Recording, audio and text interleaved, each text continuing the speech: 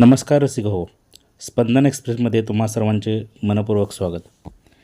आषाढी एकादशी जवळ आली की प्रत्येकाच्या मनात एकच ध्यास लागतो, तो म्हणजे पंढरीची वारी आणि विठुरायाचे दर्शन.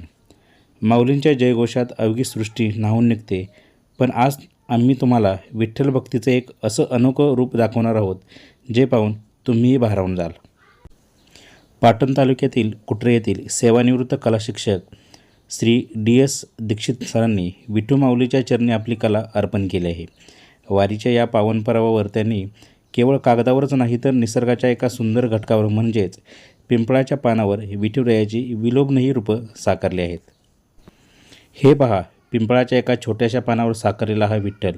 कुठे विठुराया समचरण विटेवर उभा आहे, कुठे वारकरी आपल्या माऊलीच्या भक्तीत तल्लीन झालेला दिसत आहे, तर कुठे संत तुकाराम महाराज आणि संत ज्ञानेश्वर माऊलींच्या प्रतिमा अत्यंत बारकाईने रेखाटल्या आहेत.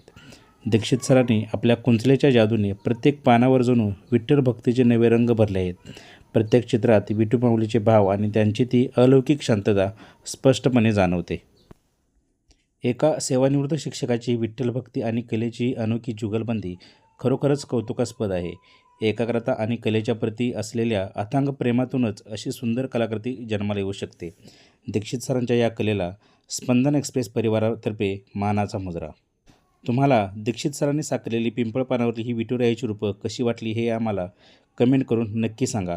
हा व्हिडिओ आवडला असल्यास लाईक करा, जास्तीत जास्त शेअर करा आणि अशाच नवनवीन व रंजक व्हिडिओसाठी आमच्या स्पंदन एक्सप्रेस चॅनेलला नक्की सबस्क्राईब करा. बोला पुंडलिका वरदे हरी विठ्ठल श्री ज्ञानदेव तुकाराम पंढरीनाथ महाराज की जय.